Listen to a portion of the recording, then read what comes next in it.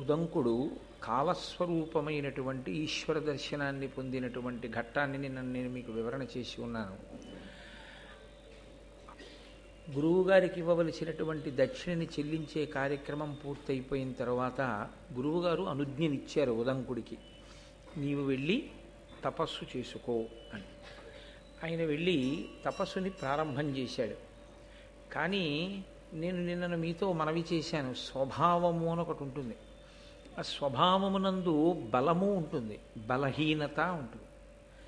ఈ బలహీనత అన్న శబ్దాన్ని మీరు కొంచెం జాగ్రత్తగా పరిశీలనం చేస్తే వేదాంతంలో అది జీవుడితో పాటుగా అనేక జన్మలలో చేసినటువంటి కర్మల యొక్క ఫలితము వలన ఆ కర్మల యొక్క ఫలితమును జీవుడు అనుభవించినప్పుడు ఏర్పడినటువంటి వాసనాదోషంగా అంటి పెట్టుకుని వెడుతూ ఉంటుంది అతనితో పాటుగా. నేను మీతో స్పష్టంగా దాన్ని ఇంకొంచెం వివరణాత్మకంగా మాట్లాడవలసి వస్తే, శరీరము పడిపోతూ ఉంటుంది. ఒక శరీరము కొన్నాళ్ళు ఉంటుంది, ఆ శరీరం వెళ్ళిపోతుంది. మా నాన్నగారి అన్నదమ్ములు ఉండేవారు, అందరూ వెళ్ళిపోయారు. మా అమ్మగారి అక్క చెల్లెళ్ళు ఉండేవారు, అందరూ వెళ్ళిపోయారు. ఆ తరం అంతా వెళ్ళిపోయింది. మా తరం ప్రారంభమైంది. మా తరంలో మా పెద్దనాన్నగారి పెద్దబ్బాయి, మా తరంలో పెద్దన్నగారు మొన్ననే పడిపోయాడు. కాబట్టి పడిపోతాయి శరీరాలు. ఒక్కొక్క శరీరం పడిపోతుంది. పడిపోతే ఆ జీవుడు శరీరంలోంచి నిర్గమిస్తాడు, బయటికి వెళ్ళిపోతాడు. వెళ్ళిపోతే ఎక్కడికి వెళ్ళాలి? ఎక్కడికి వెళ్ళడానికి ఏమి ఉండదు. రవీంద్రనాథ్ ఠాగూర్ గీతాంజలిలో వర్ణిస్తాడు, తల్లి ఒళ్ళో పడుకోబెట్టుకోబడినటువంటి పసిపిల్లవాడికి తల్లి స్తన్యం ఇచ్చేటప్పుడు కుడి స్తనాన్ని వాడి నోట్లో పెట్టి వాడి కడుపు నిండలేదని వాడి తలని ఇటు నుంచి ఇటు తొడ మీదకి మార్చుకుని ఎడమ స్థనాన్ని వాడి నోట్లో పెట్టేటప్పుడు మధ్యలో ఉండే వ్యవధి ఎలా ఉంటుందో, జీవుడు ఈ శరీరాన్ని విడిచిపెట్టి ఇంకో శరీరంలోకి వెళ్ళడం అలా ఉంటుంది. భాగవతంలో దాన్ని ఒక అద్భుతమైన ఉపమానంతో వర్ణిస్తారు. గొంగళి పురుగు ఆకు మించి ఆకు మీదకి వెళుతుంది. వెళ్ళేటప్పుడు ఒక ఆకు మీదకి వెళ్ళి ఆకు చివర వరకు వెళ్ళి ఆ ఆకుకి దగ్గరగా ఉండే ఇంకో ఆకుని చూసుకుంటుంది. చూసుకుని మొట్టమొదట ఆ ముందు భాగాన్ని పైకెత్తుతుంది. పైకెత్తి గభాలన ఆ అవతల ఆకు మీదకి వాలుతుంది. వాలి పాకడం మొదలుపెట్టిన తర్వాత మెల్లిగా ఆఖరి భాగం వచ్చేటప్పటికి ఏమవుతుందంటే, ఆ కొద్ది బరువుకి ఆకలా పట్టుకుని ఉంటుంది.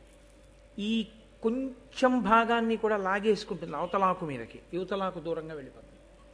అలాగే జీవుడు ఒక శరీరాన్ని విడిచిపెట్టి వేరొక శరీరంలోకి వెళ్ళిపోతూ ఉంటాడు.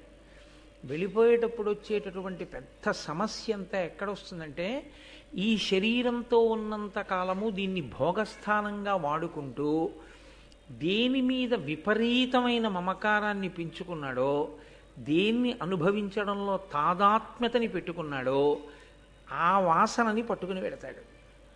ఒక ప్రత్యేకమైన పదార్థము అంటే ఇష్టం అనుకోండి, దానికి ఏ ప్రమేయం లేకుండా, దానికి ఒక ఆధారం లేకుండా, మీరు చూడండి, ఒక శిశువు జన్మిస్తాడు. వాడికి కొంచెం పెద్దవాడు అవగానే నాకు ఇది వద్దంటాడు, నాకు ఇది వద్దు. వాడికి వెల్లుల్లిపై వాసన చూస్తే వాంతి వస్తుంది. వాడు వెల్లుల్లిపై తినడు ఎప్పుడు. అంటే అది ఈ జన్మ సంస్కారం కాదు. వాడు గత జన్మలలో ఎక్కడో ఆహార నియమాన్ని బాగా పాటించి రజోగుణ ప్రకోపం కల్పించగలిగినటువంటి పదార్థమును తనంత తానుగా పరిత్యజించడంలో చేసిన పరిశ్రమ యందు కృతకృత్యుడై అప్పుడు గెలిచినటువంటి వాసనా బలం జీవుడితో వచ్చింది. అందుకని వాడు వెల్లుల్లి తినడు. వాడు ఒక వస్తువుని ఎక్కువ ఇష్టపడతాడు. ఏదో తెల్లటి రంగు ఉందనుకోండి, చాలా ఇష్టపడతాడు. ఎప్పుడూ తెల్లటి బట్టలే కట్టుకుంటాడు. అసలు రంగు బట్ట కట్టుకోడు. ఎప్పుడూ తెల్ల బట్టలే. ఎందుకలా? లోకంలో అందరూ కట్టుకోవట్లే రంగు బట్టలు. అంటే అతనికి ఈ రంగుల మీద వ్యామోహం పోయి ఏదో సత్వగుణంలో ప్రవేశించాలని ఎప్పుడూ తెల్లటి బట్టలు కట్టుకుని ఉండాలనేటటువంటి సాధన కొంతకాలం చేశాడు గతంలో. ఆ జీవుడు కొంత దూరం వెళ్ళాడు, ఆ సాధన పూర్తి అవ్వలేదు, విడిచిపెట్టాడు. మళ్ళీ ఈ జన్మలోకి వచ్చాడు. ఇప్పుడు అతనికి ఇతర రంగుల వస్త్రాల మీద వ్యామోహం ఉండదు. మిగిలిన వాళ్ళందరూ వెళ్ళి రంగురంగుల బట్టలు బోల్డన్ని చూసుకుంటూ ఉంటారు. అతనికి ఆ బాధ ఉండదు. అతను కేవలం ఎప్పుడూ తెల్లటి బట్టలే కట్టుకుంటాడు. ఎంత వ్యామోహాన్ని జయించాడో మీరు జాగ్రత్తగా ఆలోచించండి. అంత తేలిక విషయం ఏం కాదు. అతనికి దేంతోనూ ఇబ్బంది లేదు. అతనికి ఒక తెల్లటి ప్యాంటు తెల్లటి షర్టు ఉంటే చాలు. అతను గెలిచాడు వాసనాబలాన్ని. అలాగే గెలవని వాసనాబలం ఉంటుంది. ఒక దాని మీద వ్యామోహం ఉండిపోతుంది. ఉండిపోయిన వ్యామోహం కూడా జీవుడి వెంట వచ్చేస్తుంది. వచ్చేస్తే అందులో చాలా ఇబ్బందికరమైనటువంటి లక్షణం ఏమిటంటే, తాను ఇష్టపడినదేదో ఆ ఇష్టపడిన వస్తువును తాను పొందడంలో ప్రతిబంధకంగా వచ్చినటువంటి వాడు ఎవరున్నాడో వాడి మీద దీర్ఘకాలము కోపం పెట్టుకునేటటువంటి లక్షణమును కలిగి ఉండడం.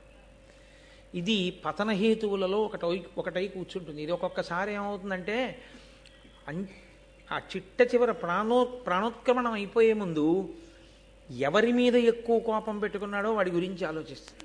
మీరు కొంచెం జాగ్రత్తగా గమనిస్తే మనసు ఆలోచించడానికి రెండే ఉంటాయి. అంటే అంటుకోవడానికి, మిగిలిన వాటి మించి వెళ్ళిపోతుంది. అలాగా వెళ్ళిపోతూ అది అంటుకుంటుంది. మీరు ఎప్పుడైనా చూసి ఉంటారు, చిన్నతనంలో మా చిన్నప్పుడు గుంటల బోర్డు అని ఒక ఆట ఆడించేవారు. అందులో ఇలా పైకి బోర్డు ఉంటుంది, దాని నిండా గుంటలు ఉంటాయి, కన్నాలు. గోళీలన్నీ కింద ఒక డబ్బా లాంటి దాంట్లో పెట్టి ఒక పుల్లతో ఇలా అనమనేవారు. ఇలా అంటే అది అలా తిరిగి సమతలంగా ఉన్న ప్రదేశం నుంచి వెడితే కిందకు వస్తుంది. అది కానీ ఏదైనా గుంతలోకి వెడితే అందులోకి వెళ్ళి నిలబడిపోతుంది. అలాగే మనసుతో ఉన్న సమస్య ఏమిటంటే, అది ఎప్పుడూ ఖాళీగా ఉండదు. అది సంకల్ప వికల్ప సంఘాతమై అలా వెడుతూ ఉంటుంది ఎప్పుడు.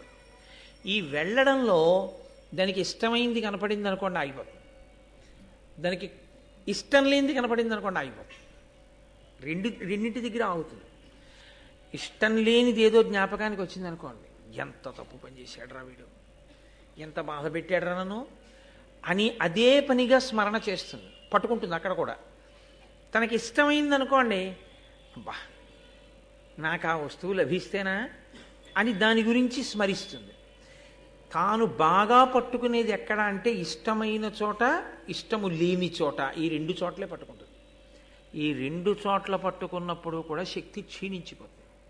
ఇందులో చిత్రం ఏమిటంటే, కోప్పడినప్పుడు వచ్చేటటువంటి శక్తిహీనత కన్నా ఆ వస్తువు లభించినప్పుడు కలిగినటువంటి సుఖమునందు ఎక్కువ శక్తి క్షయమైపోతుంది. కాబట్టి ఈ కోపం ఉండిపోవడం అనేటటువంటి స్వభావం అంత తేలిగ్గా గెలవడం సాధ్యం కాదు. అక్కడ నేను తట్టుకోలేనండి అంటాడు, తొందరగా వెనక్కి రాలేడు. ఒక్కొక్కరు కోపం వస్తుంది కానీ మళ్ళీ కొంచెం తొందరగా వెనక్కి వచ్చేస్తాడు. అది మంచి లక్షణం. అది అలా తొందరగా వెనక్కి రాగలగడం అనేటటువంటిది అది ఒక ఈశ్వరానుగ్రహం సాధనలో. లేకపోతే అది చాలా దీర్ఘకాలం అలా ఉండిపోయింది అనుకోండి, చాలా ప్రమాదహేతు. అది జీవుడు నశించిపోతాడు దానివల్ల. ఈ దీర్ఘకాలం జ్ఞాపకం పెట్టుకుని తవ్వుకు బాధపడేటటువంటి లక్షణం ఏదుందో దాన్ని క్రోధము అని పిలుస్తారు. అదే లలితా సహస్రనామ స్తోత్రంలో క్రోధాకారాంకుశోజ్వల అని పేరు. అంకుశం మామటివాడు చేత్తో పట్టుకుంటాడు, పట్టుకుని ఏనుగు శరీరం మీద ఇంకెక్కడ పొడవడు ఆ చేతిలో ఉన్న అంకుశంతో. దాని మీద ఎక్కి కూర్చుని దాని కుంభస్థలం మీద పొడుస్తాడు అది పెట్టి. అది ఇంగ్లీష్ అక్షరాల్లో స్మాల్ హెచ్ ఎలా ఉంటుందో అలా ఉంటుంది. అది పెట్టి పొడిస్తే దానికి తలకాయ ఎలా ఉంటుందంటే, మంచి ఎండాకాలంలో తిరిగి ఇంటికి వస్తే తల పగిలిపోతోంది అన్నప్పుడు ఉంటుంది. ఇలా ఒంగుని కూడా లేవలేరు, ధన్ ధన్ ధన్ అంటుంది తల. అంత బాధ పెడుతుంది దానికి.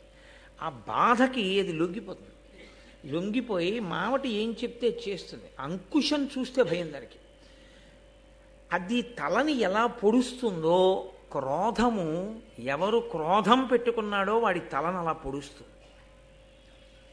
ఎంత పొడుస్తుందంటే అదే గుర్తు తెచ్చుకుని ఎంత అపకారం చేశాడు రా వీడు అని జ్ఞాపకం తెచ్చుకుని బాధ పెట్టి. చిత్రం ఏమిటంటే, ఎక్కడ క్రోధం ఉందో అక్కడ కుతంత్రం పుడుతుంది. వాణ్ణి పాడు చేయడానికి అవకాశం ఎలా ఉంటుంది ఆలోచించడం మొదలెడుతుంది. అదొక పెద్ద పాపం. అది జీవుడు పతనమైపోవడానికి అజ్ఞానము చేత మాయ చేత ఏర్పడుతున్న పెద్ద పెద్ద కందకం అన్నమాట అది. దాన్ని దాటకపోతే మళ్ళీ దాటడానికి ఎన్ని వందల జన్మలలో దాటుతాడో ఎవరికీ తెలియదు ఇక. అలా అంటుకుని ఉండిపోతుంది. మీకు ఎదర కనపడతాయి భారతంలో అలాంటి ఘట్టాలు. దానివల్ల వచ్చేటటువంటి ఉపద్రవం ఏమిటంటే దీర్ఘకాలం దాన్ని మనసులో పెట్టుకుని ఎలా ఎలా ఎలా అన్న ఆలోచన వస్తూనే ఉంటుంది. అదే జరిగింది ఉదంకుడి విషయం. ఇంత దర్శనం చేశాడు, ఇంత గురుదక్షిణ కట్టాడు, గురువుగారి దగ్గర ఆశీర్వచనం పొందాడు, ధన్యుడయ్యాడు, ఆశ్రమాన్ని నిర్మించుకున్నాడు, చక్కగా తపస్సు చేసుకుంటున్నాడు. చేస్తున్నాడు కానీ అతనికి అప్పుడప్పుడు జ్ఞాపకం వస్తూ ఉంటాడు తక్షకుడు. ఎప్పుడు తక్షకుడు జ్ఞాపకం వచ్చినా ఆనాడు ప్రార్థన చేయడం చేశాడు తక్షకుణ్ణి. అది ప్రేమ చేత కాదు, లొంగ తీసుకోవడం కోసమని మనసులోంచి వచ్చినటువంటి ఒక రకమైన ప్రకోపం. అది పూర్తి పరిణిత వలన కలిగినది కాకపోయింది. దాని వలన ఇప్పుడు అతనికి తక్షకుడి మీద క్రోధం ఆవహించి, నేను ఆనాడు పౌష్య మహారాజు యొక్క భార్య దగ్గర కుండలములను తీసుకొస్తుంటే వాటిని అపహరించాడు, నాగలోకానికి తీసుకుపోయాడు. నేను అంత కష్టపడి మళ్ళీ వాటిని తెచ్చుకోవలసి వచ్చింది, నన్ను ఎంత బాధ పెట్టాడు. కాబట్టి ఈయన్ని విడిచిపెట్టకూడదు, తక్షకుణ్ణి విడిచిపెట్టకూడదు అన్నప్పుడు తక్షకుణ్ణి పాడు చేయడానికి రెండు మార్గాలు ఉంటాయి. అప్పుడు ఒకటి, తానే పాడు చేయొచ్చు. ఎందుచేత? తాను తపోనిధి, ఇప్పుడు చాలా తపస్సు చేసి ఉన్నాడు కాబట్టి. ఒకటి, తన తపస్సు చేత శాపవాక్కుని విడిచిపెట్టడం.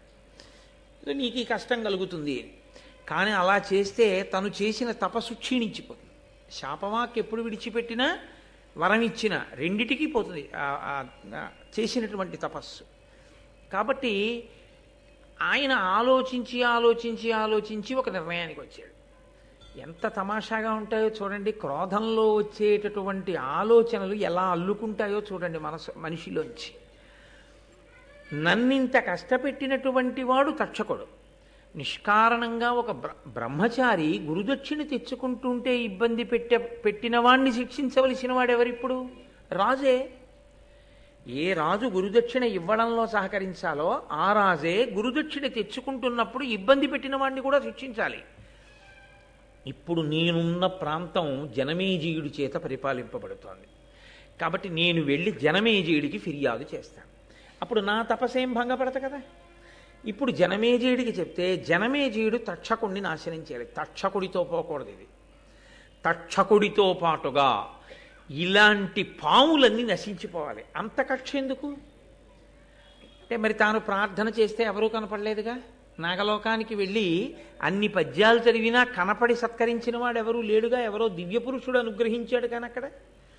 కాబట్టి ఇప్పుడు ఆ నాగవంశం అంతా పాములన్నీ నశించిపోవాలి. అయితే ఒకటి, ఇటువంటి ఆలోచనలు వచ్చే ముందు ఒక్కొక్కసారి ఈశ్వర సంకల్పములు కూడా ఉంటాయి. అది ఎక్కడ అన్నది మీకు నేను ఆ ప్రత్యేకమైన సందర్భంలో వివరణ చేస్తాను. కాబట్టి ఇప్పుడు తక్షకుడితో పోకూడదు, తక్షకుడితో పాటు మిగిలినటువంటి నాగవంశమంతా నశించిపోవాలి. దీనికి నేను జనమేజయుడి దగ్గరికి వెళ్ళి ఆయన యొక్క మనసు పాములన్నింటినీ కూడా నశింపచేసే విధంగా ఆయన మనసులో ప్రచోదనం కలిగేటట్టు మాట్లాడతాను. మీకు ఇందులో ఒక తమాషా ఉంటుంది. బాగా కోపం ఉన్నవాడు వెంటనే మాట్లాడడం ఒక ఎత్తు, అదుపు తప్పి ఉంటుంది ఆ మాట. అప్పుడు నోటి నుంచి వచ్చేటటువంటి మాటలో ఉచ్చనీచములు ఉండవు. గబుక్కుని నోటి వెంట అనరాని పరుషవాక్యాలు వచ్చేస్తాయి. మనసు ఇంకా చాలా అదుపులో ఉంచుకుని మాట మాత్రమే వ్యగ్రతతో ఉంది తప్ప మనసు అంత తొందరగా ఆ తమోగుణానికి రజోగుణానికి పూర్తిగా వశమైపోయేంత స్థితిలో ఉన్నవాడు కాదు ఆయన అని గుర్తు ఏమిటంటే, దేనికి కోపం వచ్చిందో అదొకటే మాట్లాడతాడంతే తప్ప నింద చేయడం కానీ, నోటి వెంట పరుషవాక్యాలు విడిచిపెట్టడం కానీ, తిట్టడం కానీ అలాంటివి రావు. అంటే అదుపులో ఉంది అని గుర్తు. ఇందులో తిన్నగా వెళ్ళి తాను జనమేజయుడికి చెప్పేశాడు అనుకోండి, అది ఏదో అతకని విధంగా తన కోపం అంతా వెళ్ళగక్కినట్టుంటుంది. కానీ అలా ఉండకూడదు. ఇప్పుడు తన కోపం వెళ్ళగక్కడం ప్రధానం కాదు, జనమేజయుడికి కోపం రావాలి తక్షకుడి మీద. ఇప్పుడు తన కోపాన్ని జనమేజయుడి మనసులో పెట్టాలి. పెట్టి నిజమే, నేను తక్షకుడి వంశాన్ని, నాగుల్ని నాశనం చేసేయాలనేటటువంటి బుద్ధి పుట్టాలి. ఇప్పుడేం చేస్తారో తెలుసా అండి?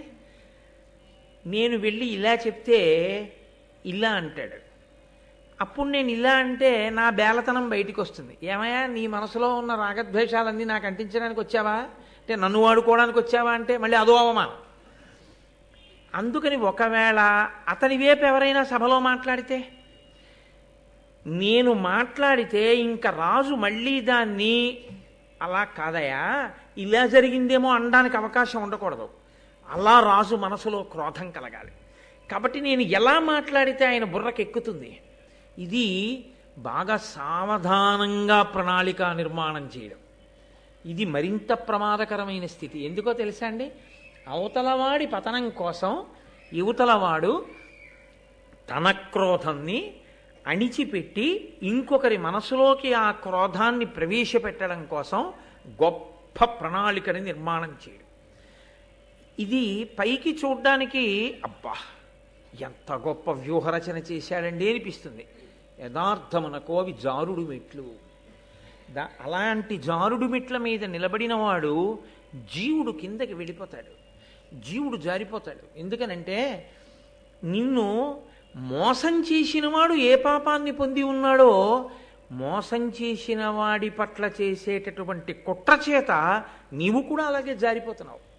సమానంగా జారిపోతున్నప్పుడు ఈశ్వరుడు ఇప్పుడు అతన్ని మాత్రమే శిక్షించవలసిన అవసరం ఎక్కడుంది?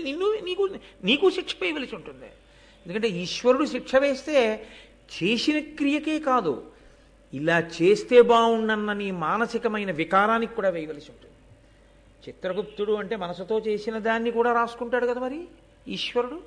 అందుకని నీ మనసు యందు రాకూడని ఆలోచనలు వచ్చాయి, రావడమే పాపహేతువు. ఇప్పుడు ఈ పాపహేతువు ఏం చేస్తుందంటే వాణ్ణి శిక్షిస్తే నిన్ను శిక్షించాలి. నువ్వు శిక్షార్హుడవే, నువ్వు పుణ్యాత్ముడవై నిలబడినది ఎక్కడ? నిన్ను కాపాడడానికి నేను బయలుదేరడానికి నువ్వు నన్నే నమ్మి నిలబడింది ఎక్కడ? వాడిని ఎలా పాడు చేయొచ్చని నీ ఆలోచనలు నువ్వు చేయలా అన్న స్థితి వస్తుంది కదా. అందుకని జారుడు మెట్ల మీద నిలబడ్డట్టు క్రౌర్యముతో ఆలోచించి ప్రణాళికా నిర్మాణము చెయ్యడం అనేటటువంటి దాని యందు బ్రాహ్మణునికి అటువంటి వ్యగ్రత అస్సలు పనికిరాదు. బ్రాహ్మణుడు అసలు ఆలోచించకూడదు. ఎందుకనంటే ఆయన ఉదారుడై లోకమునకంతటికీ మార్గాన్ని చూపించవలసిన వాడు. వెంటనే ఉద్ధరించి మనసు సంస్కరింపబడేటటువంటి స్థితి తేవాలి తప్ప అసలు అవతల వారిలో కలిగిన ఆలోచనని కూడా ప్రోత్సహించకూడదు. అటువంటి ఉదంకుడు ఇంత తపస్సు చేసినవాడు ఇటువంటి ఆలోచన, ఇంత గొప్ప వ్యూహ నిర్మాణం చెయ్యకూడదు. దాని వలన ఉదంకుడు ఉన్నతిని పొందుతున్నాడా అని మీరు నన్ను అడిగితే ఏం చెప్పవలసి ఉంటుందంటే, ఖచ్చితంగా ఆయన జారుడు మెట్ల మీద నిలబడుతున్నాడు ఇవాళ అని చెప్పవలసి ఉంటుంది. అది ఎవరికైనా అంతే. మహాభారతం అత్యంత సున్నితమైన విషయాన్ని స్పృశిస్తోంది. అందుకే జీవితంలో మహాభారతాన్ని బాగా విన్నటువంటి వారు తాము జారిపోకుండా ఎలా నిలబడాలో తెలుసుకుంటారు. తాము జారిపోకుండా నిలబడితే కదూ అసలు ఆ గౌరవం. అలా ఈశ్వరుడి దృష్టిలో మీరు ఏ పని చేస్తున్నా ఎప్పుడూ ఒక విషయాన్ని జ్ఞాపకం పెట్టుకోవాలి, నేను ఈశ్వరునకు జవాబుదారి. ఈశ్వరుడు ఒక్కడు నా ఆలోచన సరళిని గమనించగలిగితే చాలు, నాకు ఏ కితాబులు అక్కర్లేదు. ఈశ్వరుడి దృష్టిలో నేను దోషినైన నాడు లోకమంతా పొగిడినా నే చేసిన నేరాన్నించి నేను తప్పించుకోవడం సాధ్యం కాదు. ఇదొక్కటి పరిశీలన అలవాటైపోయింది అనుకోండి, మీరు తొందరపడి అధర్మం వైపుకి వెళ్ళలేరు. మీరు ఈశ్వరుణ్ణే గట్టిగా పట్టుకుని ఉంటారు. మీకు ఎక్కువ బాధ కలిగితే దాన్ని ఈశ్వరుడికే వెళ్ళి చెప్పడం అలవాటైంది అనుకోండి, ఈశ్వరుడి కాళ్ళు పట్టుకోవడమే అలవాటైంది అనుకోండి, ఈశ్వరుడికి మీరు విడిచిపెడితే ఆయనకి తెలుసు ఎలా బుద్ధి చెప్పాలో, ఆయనకి తెలుసు మిమ్మల్ని ఎలా రక్షించాలో, మిమ్మల్ని ఎలా కాపాడాలో. అనవసరంగా మనం ప్రణాళికలు వేసేసి మనం జారిపోవడం ఈ జన్మతో పోదు. ఈ క్రోధం జీవుణ్ణి పట్టు కూర్చుందంటే ఎన్ని జన్మల వరకైనా వెడుతుంది. ఇది ఎక్కడ వరకు వెళ్ళిందో తెలుసా అండి? ఇక్కడ మొదలుపెట్టిన కథ ఉదంకుడి మనసులో కృతయుగంలో వచ్చిన ఆలోచన కలియుగం వరకు నడిచింది. దాని ప్రభావం, ఒక్క మాట ప్రభావం కృతయుగంలో జనమేజయుడి దగ్గర, కృతయుగంలో ఆనాడు కద్రువ ఇచ్చినటువంటి శాప ప్రభావం కలియుగంలో ఫలించడానికి ఈయన మాట్లాడిన మాట కారణమైంది. అంటే దైవము యొక్క శాసనము అమలు కావడానికి ఇవాళ ఉదంకుడు పనికొచ్చాడు. ఎందుకు పనికొచ్చాడు? రజోగుణ ప్రకోపం ఉండిపోబట్టి పనికొచ్చాడు. అది లేకపోతే ఇతన్ని సాధనం చేసుకోరు, ఇతనికి ఆ అపవాదు వచ్చే అవకాశం ఉండదు. కాబట్టి ఇప్పుడు ఆయన జనమేజయుడి దగ్గరికి వెళ్ళి అంటున్నాడు, మితహిత సత్యవాక్య. ఎంత గమ్మత్తుగా ఉంటుందనుకుంటున్నారు? మామూలుగా వెళ్ళి మాట్లాడినప్పుడు కన్నా అవతల వారి వలన ఒక ప్రయోజనాన్ని సాధించుకోవాలనుకుని బాగా ప్రణాళిక వేసుకుని వచ్చిన వాడు మాట్లాడే మాటలు చాలా పకడ్బందీగా ఉంటాయి. కాబట్టి ఏమని పిలిచాడంటే జనమేజయుణ్ణి పిలుస్తూనే మితహిత సత్యవాక్య జనమేజయ భూజనవంద్య ఏను సుస్థితి గురుదేవ కార్యములు చేయగబోనుటెరింగి వంచనోన్నతమతియై అకారణమున నాకపరాధము చేసే తక్షకుండు అతి కుటిల స్వభావుడు పరాత్మ విశేష వివేక శూన్యుడై. ఆయన అన్నాడు మితహిత సత్యవాక్య అని పిలిచాడు. ఎక్కువ మాట్లాడడం అనేటటువంటిది ఒక దోషం శాస్త్రంలో. ఎక్కువ మాట్లాడడం అనేటటువంటిది ఆయుర్దాయాన్ని తగ్గిస్తుంది ఒకటి. రెండు, మీరు ఎక్కువ మాట్లాడడం వల్ల రెండు దోషములు వచ్చి అందులో చేరిపోతాయి. ఒకటి, మీరు ఏదో ఒకటి చిట్ట చివరికి ఏమంటారంటే చూస్తానులేండి అంటారు. చూస్తానులేండి అంటే సగం చేస్తానులేండి కాదు. ఆ తర్వాత మీరు ఎందుకంటారంటే అది ఇప్పటికి వెళ్ళిపోతాడుగా తర్వాత చూడొచ్చు. కానీ అది ఏమవుతుందంటే అసత్య దోషం కింద వెళ్ళి పడిపోతుంది. అది పెద్ద దోషం. ఎక్కువ మాట్లాడడం వల్ల వచ్చేటటువంటి పెద్ద ప్రమాదం ఎక్కడ అంటే అసత్యము వెళ్ళి కూర్చుంటుంది సంభాషణ మనది. కాబట్టి ఎక్కువ మాట్లాడరు. రెండు, మీరు ఎక్కువ మాట్లాడితే స్పందనకి ప్రతిస్పందన ఉంటుంది కదా, మీ పక్కన ఉన్నవాడు అంతా మాట్లాడతాడు. అందులో మీ రాగద్వేషాలు వచ్చి చేరుతాయి.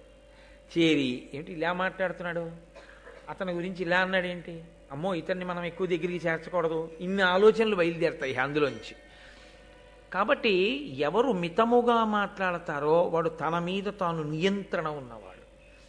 కాబట్టి నన్ను ఎక్కువ ప్రశ్నలు వేయకుస్మా ఇప్పుడు నేను అడిగిన దాని మీద అన్నది ఎందుకని, తను ఎక్కువ ప్రశ్నలు వేసాడు అనుకోండి తన కోరిక తీరదేమోనని.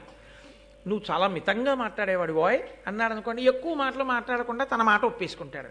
అయ్యా నేను మిమ్మల్ని ఒకటి అడగదలుచుకున్నాను కానీ మీరు మాత్రం కాదు వద్దు అనకూడదు, ఈ ఒక్కసారి మా మాట వినాలి అని ముందు అన్నాడు అనుకోండి, ఇంకా మీరు ఊ అనడం ఎందుకు? మిమ్మల్ని ఊ అన్నది అనిపించడానికి వచ్చాడంతే కాదు. అది అనుమతించారు, అనిపించుకోవడానికి వచ్చాడు. కానీ నిజంగా మీరు అనుమతిస్తున్నారో లేదో ఆయనకు అనవసరమైన విషయం. అది మీరు హృదయం పరిపూర్ణంగా మీరు అనుమతిస్తే చేస్తాను అన్నాడు అనుకోండి వేరు. మీరు కాదనకూడదు, మీరు ఊ అనాలి అంతే ఈ ఒక్కసారికి అన్నాడు అనుకోండి, ఇంకా మీరు అది వినకుండా ఊ అనడం మంచిది కాదు. ఊ అనాలనుకుంటే నేను అలా అనను, అది నా స్వభావం కాదు అని మీరు అనగలిగితే ఆయనతో మీ అనుబంధాన్ని కొనసాగించడం ప్రశ్నార్థం కదా. ఎంత ఇబ్బంది ఉంది, ఒక్క మాటలో ఎంత ఇబ్బంది ఉంటుందో చూడండి. కాబట్టి మితహిత సత్య వాక్య, ఎంత గొప్ప మాటలేశాడో చూడండి. అది లోపలి ఆలోచన. మితంగా మాట్లాడేవాడా హితంగా మాట్లాడేవాడా అంటే నేను అన్నదానికి కాదనకుండా ఉండేవాడా. సత్యవాక్య, చూస్తానులేండి అన్న తర్వాత డేట్లు ఇవ్వకుండా పోకూడదు, ఇచ్చి తీరాలి. కాబట్టి సత్యవాక్య అన్నమాట నిలబెట్టుకోవాలి. కాబట్టి ఇప్పుడు ఏం చేస్తున్నట్లు, జనమేజయుడు తానన్న మాట వినేటట్టుగా ఆయన్ని మానసికంగా సిద్ధం చేస్తున్నాడు. జనమేజయ, మీ మంత్రి గారిని అన్నానో సైన్యాధ్యక్షుడిని అన్నానో అనుకుంటున్నావేమో, నిన్నే.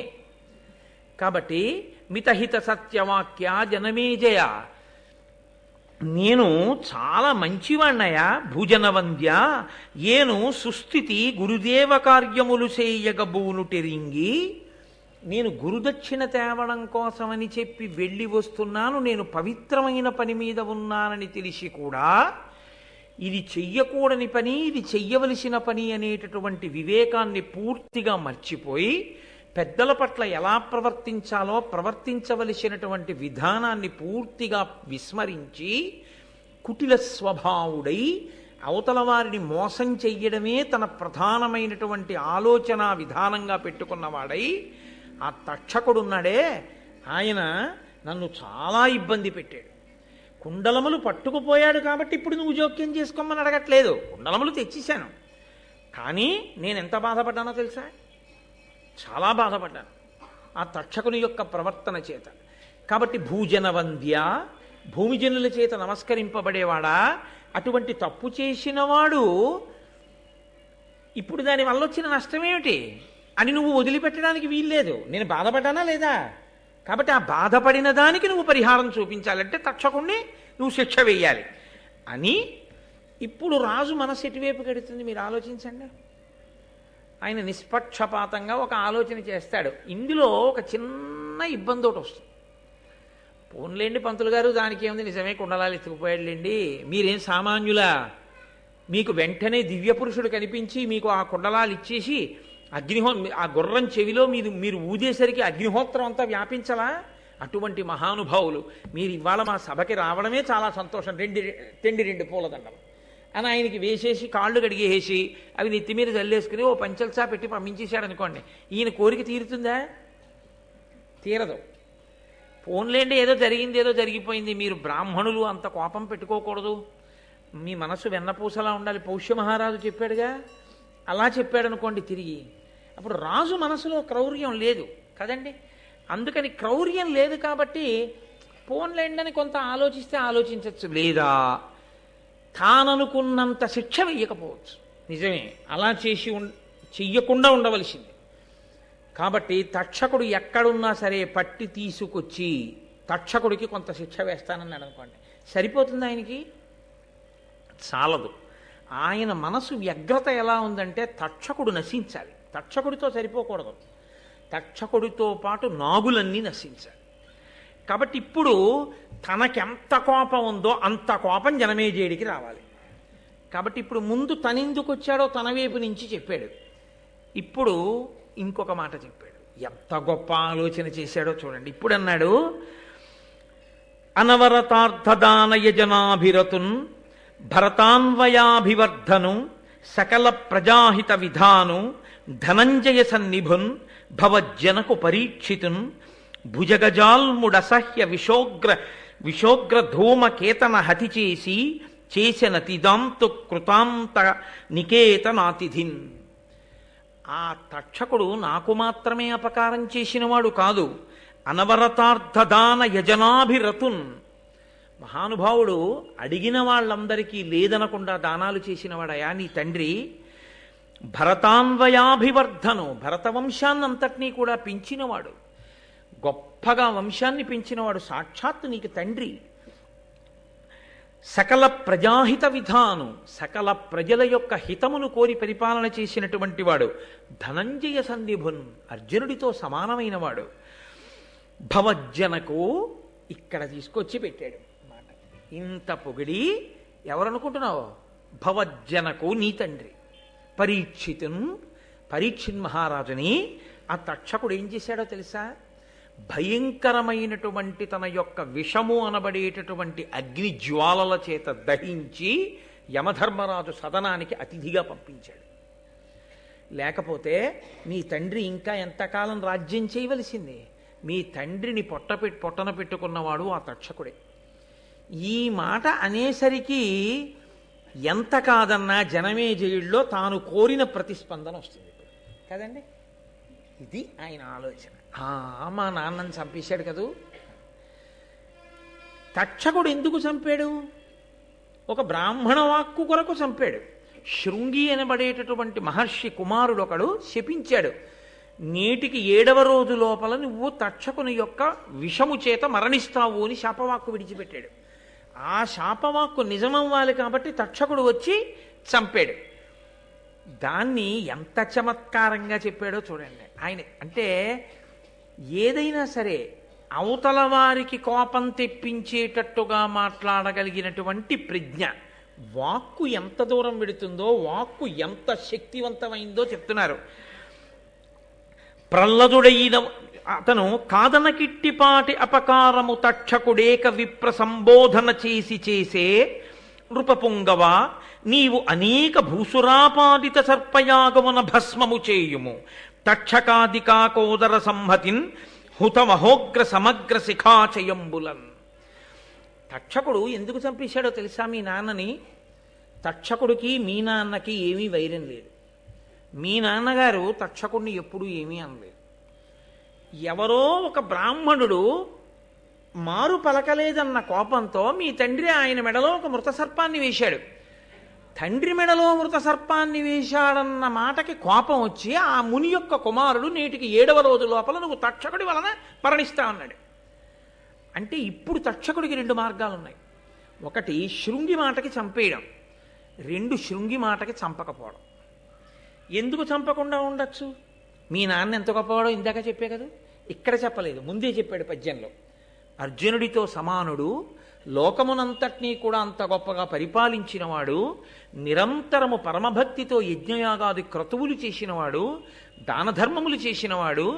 అటువంటి వాణ్ణి ఒక బ్రాహ్మణుడు తక్షకుడు చంపుతాడు అన్నాడని వెళ్ళి చంపేశాడు తప్ప, ఆ బ్రాహ్మణుడి దగ్గరికి వెళ్ళి మధ్యలో నేనా దొరికాను నీకు, నే చంపుతానని శాపవాక్యెందుకు విడిచిపెట్టావు?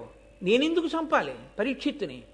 పరీక్షిత్తు లాంటి ప్రభువు శరీరం విడిచిపెడితే ఈ లోకాన్ని రక్షించడానికి మళ్ళీ అటువంటి ధర్మాత్ముడు ఎక్కడి నుంచి వస్తాడు? ఎందుకంత తీవ్రమైన వాక్కు విడిచిపెట్టావు? నేను నీ మాట వినను, నేను కరవను. అలా కరవకుండా ఉన్నందుకు నాకు కూడా శాపవాక్కు ఇస్తావా? ఇస్తే ధర్మం కోసం నేను కూడా శరీరం వదిలిపెడతాను తప్ప నేను ప్రభువుని చంపను అనగలిగాడా తక్షకుడు? ఇప్పుడు క్రోధం ఎవరిలోకి ఎడుతోంది?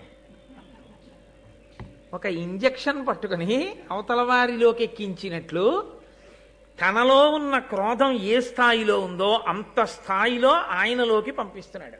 ఇప్పుడు పరిష్కారం కూడా చెప్పేశాడు. ఇంకా మళ్ళీ ప్రత్యేకంగా దీనికి నేనేం చెయ్యాలని ఆలోచన రావక్కర్లేదు జనమేజయుడికి.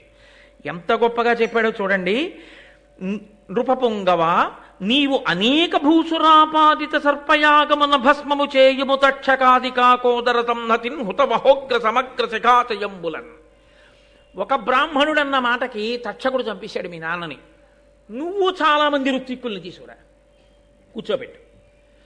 వాళ్ళందరూ కలిసి ఒక్కొక్క పాము పేరు చెప్పి స్వాహ అంటారు. ఆ పాము పడిపోవలసిందే. ఒక బ్రాహ్మణుడి మాటకి తక్షకుడు వెళ్ళి మీ నాన్నని చంపేయచ్చు, ఆ బ్రాహ్మణుడి మాటకి పావులు వచ్చి అగ్నిలో పడక్కర్లా? మీ నాన్న విషయంలో ఓ నీతి, బ్రాహ్మణులు వచ్చి చెప్పిన తర్వాత ఈ పావుల విషయంలో ఒక నీత, వాళ్ళని వచ్చి పడిపోమ్మను. చిట్ట చివర తక్షకాయ స్వాహ అనమను, తక్షకుడు కూడా వచ్చి అగ్నిలో పడిపోతాడు. అప్పుడు నువ్వు పీటల మీద కూర్చుని, ఏమయ్యా బ్రాహ్మణ వాక్కుకి మా నాన్నని చంపావుగా, బ్రాహ్మణ వాక్కుకి నువ్వు చావు అను. నీ పగ తీరుతుంది రాజా. తండ్రిని చంపినవాడు హాయిగా అక్కడ తిరుగుతూ ఇంకా లోకాన్ని నాలాంటి బ్రహ్మచారుల్ని ఇబ్బంది పెడుతుంటే నువ్వు ఇక్కడ చూస్తూ కూర్చున్నావా? కాబట్టి సర్పయాగం చెయ్యి, ఋత్విక్కుల్ని పిలిపించి స్వాహాకారంతో పావులన్నిటిని పడగొట్ట అగ్నిహోత్రంలోకి. ఎంత కోపం వస్తుందండి! ఇక్కడ ఒకే ఒక చిన్న మినహాయింపు ఉంది ఇప్పుడు జనమేజయుడు మాట్లాడడానికి. ఎందుకని? నృపాలక అన్నాడు కదా, భూమిని పరిపాలించేవాడు రాజు. ఆయన ఒక మాట అనొచ్చు, నిజమేనయ్యా చంపవలసిందే తక్షకుణ్ణి. తక్షకాయ స్వాహాని యాగమన్నా చేయిస్తాను, తక్షకుణ్ణి చంపడానికి నేనన్నా పెడతాను. తక్షకుడు మా నాన్నని చంపితే పావులన్నింటినీ నేను ఎందుకయ్యా చంపడం? అవేం చేశాయి? అవేం చంపలేదుగా మా నాన్నని, అవేమి మా నాన్నకి ద్రోహం చేయలేదుగా, నీకు వాళ్ళెవరు ద్రోహం చేయలేదుగా, మరి వాళ్ళందరినీ ఎందుకు చంపడం? తక్షకుడు జోలికి పెడతానులే అన్నాడు అనుకోండి, తాను నాగలోకానికి వెళ్ళి ప్రార్థన చేసినప్పుడు వాళ్ళెవ్వరూ తనకి పలకలేదన్న కోపం ఎలా పోతుంది? మీరు లోకంలో ఒక గమ్మత్తు ఉంటుంది చూడండి. ఆయనకి చెప్పానండి, ఆయన వినలేదు. వాళ్ళ అన్నయ్యకి చెప్పాను, వాళ్ళ అన్నయ్య వినలేదు. వాళ్ళ తమ్ముడికి చెప్పాను, వాళ్ళ తమ్ముడికి వినలేదు. వాళ్ళందరూ నశించిపోవాలండి అంటాడు. ఎందుకని? తనకి అసలు ఎవడ చెయ్యాలో వాడు చేయడం కాదు, తను ఎవరెవరికి చెప్పాడో వాళ్ళు ఎవరూ వినలేదు తన మాట. అందరి మీద కోపమే. కాబట్టి ఇప్పుడు ఇంత కోపం అవతల వాళ్ళలోకి వెళ్ళాలి, వాళ్ళందరినీ కూడా చంపేయడానికి. నిజమే, ఎందుకు చేయకూడదు యాగం? పాములన్నింటినీ చంపేయాలి అన్న ఆలోచన రావాలంటే అసలు ఆ మాట అడగకూడదు జనమేజయుడు. అడగకుండా తను జవాబు చెప్పాలి. మితహిత సత్యవాక్య. ఇంకా మళ్ళీ అనుమానాలు రాకూడదు జనమేజయుడికి, ఇంతకన్నా ప్రశ్నలు వేయకూడదు అనిపించాలి.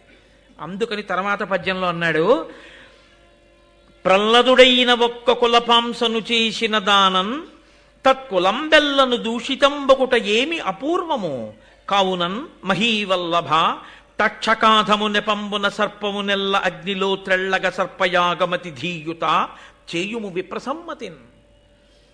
ఏమి రాజా నువ్వు పూర్వం నీతి వినలేదా? ఒక కులంలో ఒక్క దుర్మార్గుడు జన్మిస్తే ఆ దుర్మార్గుడి కారణంగా కులమంతా నశించిపోతుంది, ఆ జాతి నశించిపోతుంది. అలా ఇంతటి దుర్మార్గుడు పరీక్షిత్తు వంటి ధర్మాత్ముడే చంపినటువంటి తక్షకుడు పుట్టిన కులం నశించిపోవద్దు. కాబట్టి ఆ పావులన్నీ పోవలసింది. ఇవాళ తక్షకుడు, రేపు నోట్లో విషం ఉన్న మిగిలిన పావులు, రేపు ఇంకోళ్ళ తోలికెడతాయి. నేను పావు అన్నది ఉండడానికి వీల్లేదు, పావులన్నీ పడిపోవలసింది అగ్నిహోత్రంలో. కాబట్టి విప్రుల్ని పిలువు, కూర్చోపెట్టు, ప్రభువు ఇలా చెయ్యొచ్చని చెప్పు, నచ్చ చెప్పు, బ్రాహ్మణులు ఒప్పుకుంటారు. యాగం మొదలుపెట్టు, వాళ్ళు స్వాహాకారం చేస్తారు, పడిపోతాయి అంతే. అగ్నిహోత్రం పడిపోతే పావులన్నీ చచ్చిపోతాయి. అందుకని అలా పిలిపించు, యాగం మొదలుపెట్టు అంటే జనమేజయుడు ఒక్క మాట మాట్లాడినట్టు లేదు. ఉత్తర క్షణం ఆయన చాలా, నువ్వు చెప్పింది ఎంత మాత్రము ఇందులో అనుమానం లేదయా, నిజమే, నేను సర్పయాగం చెయ్యవలసిందే అని ఋత్విక్కుల్ని పిలిచి, రండి మీ అందరూ కూర్చోండి, కూర్చుని సర్పయాగం ప్రారంభం చేయండి. ఈ సర్పయాగం చేత లోకంలో ఉండేటటువంటి నాగులన్నీ కూడా ఈ అగ్నిహోత్రంలో పడిపోయి ఇవన్నీ మరణించవలసిందే అని సంకల్పం చేసేసాడంతే. చాలా జాగ్రత్తగా జ్ఞాపకం పెట్టుకోవలసిన విషయం ఏంటంటే, చాలా కోపం వచ్చినటువంటి వ్యక్తి చాలా కోపంలో ఏ ప్రణాళికా నిర్మాణము చేయరాదు. కోపంగా ఉన్నప్పుడు మీరేమీ ఆలోచన చేయకూడదు. అంతకన్నా ఏది చెయ్యాలో మీరు కోపంతో ఇంకోరికి చెప్పు చేయడం చాలా మంచిది తప్ప మీరు ఆలోచన చేసి అప్పుడు ఏమి నిర్ణయాలు మీరు తీసుకోకుండా ఉండడం మంచిది. ఎందుకో తెలుసా? ఇదిగో ఇలాగే పెడుతుంది. ఆ బుద్ధి యందు కలిగిన వ్యగ్రత సరి అయినటువంటి రీతిలో ఆలోచన చెయ్యనివ్వదు. ఆ చెయ్యనివ్వనప్పుడు ఏం చేస్తుందంటే కిందకి జారి చేస్తుంది, పడగొట్టేస్తుంది. అలా పడిపోకుండా ఉండాలి అంటే అంత కోపంగా ఉన్నప్పుడు మీరు ప్రయత్నపూర్వకంగా కాసేపు మీరు ఆలోచన చేయడం ఆపేసి దాన్ని వదిలిపెట్టేయడం కోసమని మార్గాన్ని ఎంచుకోవాలంతే. లేకపోతే దీర్ఘకాలం దాని యొక్క పరిణామం ఆశ్చర్యకరంగా వెళ్ళిపోతుంది. కాబట్టి ఇప్పుడు ఇంత జనమేజయుడు అంగీకరించాడు. అందుకే మహాభారతంలో చెప్పినటువంటి ఏ విషయమైనా సమాజమునందు ఏ కాలములో ఏ వ్యక్తికి అన్వయము కానిది ఉండదో వ్యాసుడు గుండెల మీద చెయ్యేసుకు చెప్పాడు. నేను భారతంలో చెప్పినటువంటి ఏ విషయమైనా సమాజమునందు ఏ వ్యక్తికి ఏ సందర్భంలోనూ అన్వయము కాదన్నది లేదు. మనలో అందరం కోపాలు వచ్చిన వాళ్ళమే, కోపాలు వచ్చినప్పుడు ఆలోచించిన వాళ్ళమే, ఆలోచించి ప్రణాళికా నిర్మాణాలు చేసేసే ప్రయత్నాలు చేసిన వాళ్ళమే, చేసి ఒక్కొక్కరు గోతిలో పడిపోయిన వారే, ఇబ్బందుల్లోకి వెళ్ళిపోయిన వారే. గబుక్కుని చూడండి, క్రోధం వచ్చి చేసినటువంటి ఒక్క తప్పుకి యావజ్జీవితం కారాగారంలోకి వెళ్ళిపోతాడు. ఆ క్రోధం వచ్చినప్పుడు అతను నిర్ణయం చేసుకోకుండా ఉంటే అతను అలా ఉండడు. ఆ క్రోధం దిగజారిపోతున్న తర్వాత పరిస్థితి వేరుగా ఉంటుంది. అది ఒంటిని ఆవహించి ఉండగా నిర్ణయం మాత్రం చేయకూడదు. ఎప్పుడు నిర్ణయం చేయడం, ఆలోచన చేయడం, ప్రణాళికా నిర్మాణం చేయడం, క్రోధంలో చేసిన దాని యందు యుక్తాయుక్త విచక్షణ ఉండదు. అత్యంత ప్రధానమైన విషయాన్ని వ్యాస భగవానుడు, నన్నయ్య భట్టారకుడు కూడా ఇవాళ స్పృశిస్తున్నారు. ఇది ఎన్నడో జరిగిన కథ, ఎప్పుడో చెప్పిన మాట అని మీరు అనుకోకండి. నేను ఇంతకన్నా మీకు దీని గురించి వివరణ చేసి చెప్పక్కర్లేదు. కానీ మీరందరూ ప్రాజ్ఞులు, మీరు ఇప్పటికే దీని సందేశాన్ని అందుకుని మీరు బాగా ఆలోచన చేసుకుంటే దీని వలన మనం ఎంత అమృతాన్ని పొందవచ్చో జీవయాత్రలో ఈ జన్మలో ఇప్పుడు కాదు, ఎన్ని జన్మల వరకో జీవుడితో పాటుగా పట్టికిడిపోకుండా క్రోధాన్ని మనని మనం ఎలా నిగ్రహించుకోవచ్చో మనకి మహాభారతంలో ప్రత్యేకించి ఈ ఘట్టం మనకి తెలియచేస్తుంది. ఇప్పుడు వింటున్న వాళ్ళు ఎవరు ఈ విషయాలు? నైమిషారణ్యంలో కూర్చున్న మునులు. వాళ్ళు ముక్కున వేలేసుకున్నారు. అన్న ఎంత మాటయా, జనమేజయుడు సర్పయాగం మొదలుపెట్టాడా? అందులోకి వచ్చి పావులన్నీ పడిపోతాయా? పావులన్నీ కాలిపోతాయా? అగ్నిహోత్రుడికి ఒక లక్షణం ఉంది, ఆయన హవ్యవాహనుడు కదండి. ఆయనలో ఏదైనా వేస్తే, వైదికంగా మంత్రం చెప్పి బ్రాహ్మణులు వేస్తే దేని కొరకు పుచ్చుకుంటాడంటే దేవతలకి పట్టుకెళ్ళి ఇవ్వడానికి పుచ్చుకుంటాడు. ఆయన హవ్యవాహనుడు అని పేరు ఆయనకి. హవ్యం కానీ కవ్యం కానీ, పితృదేవతలకి ఇస్తే కవ్యం అంటారు, దేవతలకి ఇస్తే హవ్యం అంటారు. ఈ రెండిటినీ అగ్నిహోత్రంలో వేసి వాళ్ళకి అందచేయవయా అంటే వాళ్ళకి పట్టుకెళ్ళి ఆయన అందించేస్తాడు. అగ్నిహోత్రుడి ముఖంగా వెడితే అది ఎంగిలి కాదు, పవిత్రం అవుతుంది. మరి ఇప్పుడు అగ్నిహోత్రుడు తాను తినకుండా అది పట్టుకుని వెళ్ళి కదా దేవతలకు ఇస్తాడు. మరి ఇప్పుడు సర్పయాగంలో పడినటువంటి పాముల్ని ఎవరికి పట్టుకెళ్ళి ఇవ్వడానికి? ఎవరికీ పట్టుకెళ్ళి ఇవ్వడానికి కాదు. ఏం చేయడానికి? అగ్ని కాల్చాలి వాటిని.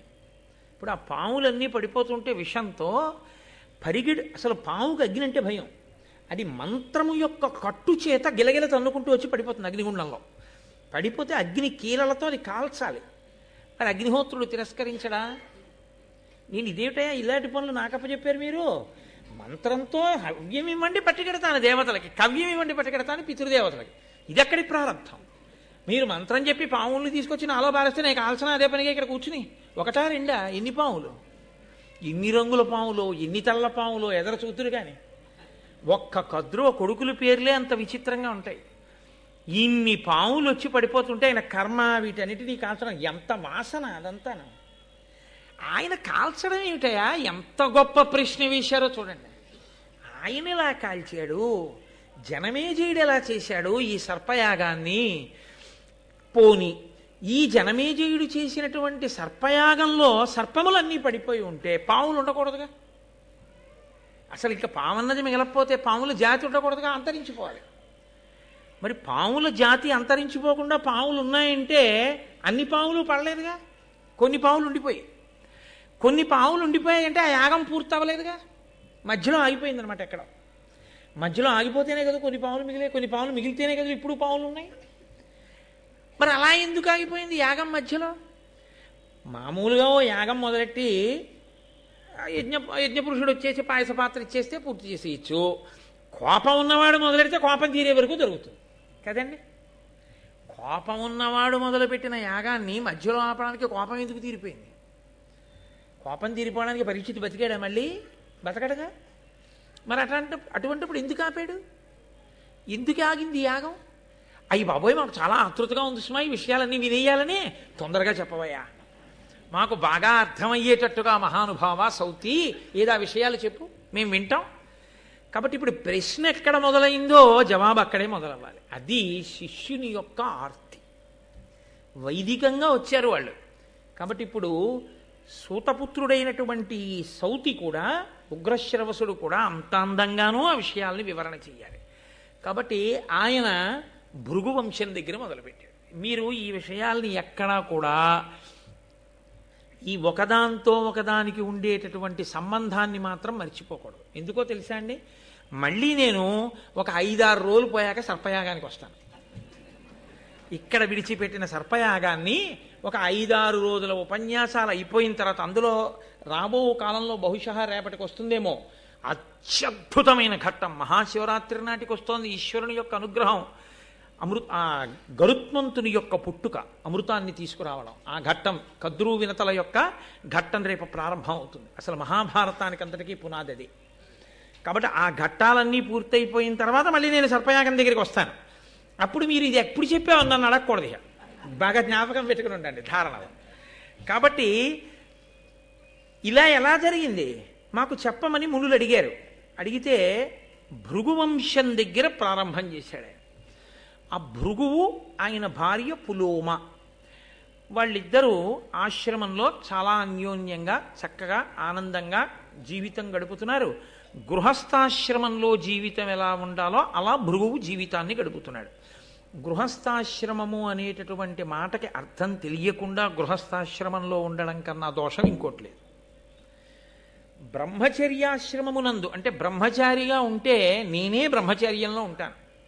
నేను గృహస్థాశ్రమంలోకి వస్తే అర్థం ఏమిటో తెలుసా అండి? మా ఆవిడ ఇంట్లో ఉంటానని గుర్తు. మనమేమంటామంటే నా ఇంట్లో మా ఆవిడ ఉందంటాం, తప్పు. గృహస్థాశ్రమము అన్న మాటకు అర్థం ఏమిటంటే నా భార్య ఇంట్లో నేను ఉంటున్నాను అని. అది ఎలా సంభవం అని మీరు అడుగుతారేమో. గృహము కదండి, గృహము అంటే ఇల్లు. అప్పటి వరకు తనకి ఇల్లు అనేం లేదు. అప్పటి వరకు గురువుగారి ఆశ్రమంలో కూర్చున్నాడు. ఉదయం సాయంకాలం 2 వేళల యందు అగ్నిహోత్రంలోకి తీసుకెళ్లి సమిధలు వేస్తాడు. సంధ్యావందనం చేసుకుంటాడు, గురువుగారు చెప్తే వెడతాడు, భిక్షాన్నం తీసుకొస్తాడు, లేకపోతే ఆ సమిధులు పట్టుకొస్తాడు, దర్భలు పట్టుకొస్తాడు, గురువుగారు చెప్పిన పాఠం వింటాడు, వేదాన్ని వెళ్ళి వేసుకుంటాడు. గృహస్థాశ్రమ ప్రవేశమునందు ఏమవుతుందంటే చాలా నియమాలు వదిలిపెట్టేస్తాడు. ఇది నిన్న మీకు మనవి చేశాను కదా, కంటికి కాటుకు పెట్టుకోవడం మొదలు పెడతాడు, అదేంటి పూలదండలు వేసుకోవడం మొదలు పెడతాడు, తాంబూలం వేసుకోవడం మొదలు పెడతాడు. ఇవన్నీ మొదలు పెడితే గృహస్థాశ్రమం. గృహము అంటే ఇల్లు, గృహస్థు అంటే ఇంటి యందు ఉన్నవాడు. ఎవరి ఇంటి యందు? గృహిణి ఆవిడిది పేరు. ఈయన గృహస్థు అంటే గృహమునందు ఉన్నవాడు. గృహిణి గృహము తనదిగా కలది. ఇల్లు ఎవరిది? ఆవిడిది. నేను ఆఫీస్కి వెళ్ళి ఉద్యోగం చేసి జీతం ఇవ్వగానే నేను ఇలా తీసుకోగానే వేదాంతమునందు అది ఎవరితో తెలుసా అండి? మా ఆవిడిది. మా ఆవిడిదంటే నా విషయమే అనుకోకండి, మీ అందరి విషయంలో. వేదం మనందరికీ ప్రమాణమే. అలాగే వ్యాపారం చేసి డబ్బట్టుకొచ్చాడు, ఆయనది కాదు, ఆవిడిది. ఆవిడికి తెలియదండి, ఆవిడికి తెలియకుండా నేను బ్యాంకులో వేసి వచ్చానండి. నువ్వు ఆవిడికి తెలియకపోవచ్చు, వేదాంతంలో ఆవిడిది ఆ డబ్బు. ఆయనెవరు? ఆవిడిదైన ఐశ్వర్యం దగ్గరికి వెళ్ళి ఈయన కూర్చున్నాడు ఆ ఇంట్లో. ఆవిడ కూర్చొని ఇచ్చింది. రావయ్య కూర్చో, ఒప్పుకుంటున్నానంది. అందుకే ఆడపిల్ల ఎప్పటికీ తండ్రిదే. చతుర్థీ విభక్తి వేసి కన్యాదానం చేయరు. ఆడపిల్ల గురించి మాట్లాడే అధికారం తండ్రికి ఎప్పుడు ఉంటుంది. అందుకే ఉభయ వంశాల్ని తరింపచేస్తుంది. ఆడపిల్ల ఇంట్లో ఆయన ఉన్నాడు, అల్లుడు గారు ఉన్నాడు తప్ప అల్లుడు గారి ఇంట్లో అమ్మాయి ఉంది అని వేదాంతంలో చెప్తే తప్పది. నా కూతురు విషయమైనా అంతే, మీ కూతురు విషయమైనా అంతే. మీ అమ్మాయి ఇంట్లో అల్లుడు ఉన్నాడు, మా అల్లుడింట్లో మా అమ్మాయి లేదు. ఐశ్వర్యం అంతా నా కూతురిది. నా కూతురి ఐశ్వర్యాన్ని నా అల్లుడు అనుభవిస్తున్నాడు అంతే. నా విషయమైనా అంతే. నా భార్య ఐశ్వర్యాన్ని నేను అనుభవిస్తున్నాను. నా భార్యకి ఐశ్వర్యం లేకపోతే నేను ఇక్కడ కూర్చుని మాట్లాడే అదృష్టం నాకు పట్టదు. దాని ఐశ్వర్యం ఉంటేనే, దానికి కూడా ఐశ్వర్యం ఉంటేనే నాకు ఈ సభాపూజ్యత, లేకపోతే ఇది ఉండదు.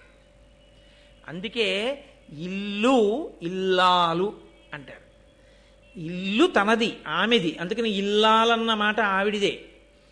గృహస్థాశ్రమము అన్న మాటలో అర్థం ఏమిటంటే ఆవిడదైన ఇంట్లోకి ఈయన పెడతాడు తప్ప ఈయన ఇంట్లోకి ఆవిడొస్తోంది అనకూడదు వేదాంతంలో.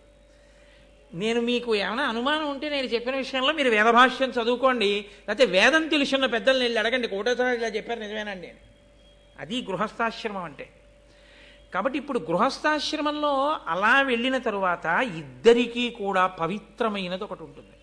అదే ఆడదాని జన్మ హక్కు. ఆడది తరించేది దేనికి తరిస్తుందంటే ఈ ఒక్క కారణం చేతనే బాగా తరిస్తుంది. ప్రధాన హోమము అని ఒకటి చేస్తారు వివాహంలో. రాత్రి ఏదో 1:37 వివాహం అనుకోండి, పాణిగ్రహణమో లేకపోతే ఒకళ్ళనొకళ్ళు చూసుకోవడమో ఏదో ముహూర్తం. కొన్ని చోట్ల పాణిగ్రహణం, కొన్ని చోట్ల మాంగళ్య ధారణం, కొన్ని చోట్ల ఒకరినొకరు చూసుకోవడం. జీలకర్ర బెల్లం పెట్టడం కాదు, చూసుకున్న తర్వాత జీలకర్ర బెల్లం పెడతారు. ముహూర్తానికి జీలకర్ర బెల్లం పెట్టడం కాదు, తెరదించి చూడడం ప్రధానం. ఒకరి కన్నులొకరు చూసుకుని ఈ ముహూర్తమునకు నిన్ను నేను చూశాను, నన్ను నువ్వు చూస్తున్నావు, మన ఐశ్వర్యము నిలబడుగాక అని అడుగుతాడు అతను. కాబట్టి అయం ముహూర్త సుముహూర్తోస్తు అంటే అవును ఇది సుముహూర్తమే అని మనం వెళ్ళి అక్షతలు వేస్తాం. కాబట్టి ఇప్పుడు ఆయన ఏం చేస్తాడంటే వివాహం అవగానే, అంటే సుముహూర్తం పూర్తవగానే, అది రాత్రి 1 గంట అవ్వచ్చు 2 అవ్వచ్చు, వెంటనే తన పత్నిని తీసుకుని వేదిక మించి కిందకి దిగి తండ్రి గారి అగ్నిహోత్రం ఉంటుంది, ఆయన చేసి ఉండాలంతే శాస్త్రంలో. మా నాన్నగారికి లేదంటే అంటే తప్పంతేది. తండ్రికి అగ్నిహోత్రం ఉంటుంది. తండ్రి అగ్నిహోత్రాన్ని తీసుకొచ్చి వరుడు యొక్క ఆ హోమ గుండాన్ని వెలిగిస్తారు, అగ్నిని వెలిగిస్తారు. ఈ అగ్ని సంరక్షణ చేసేటటువంటి కర్తవ్యం ఇల్లాలిది.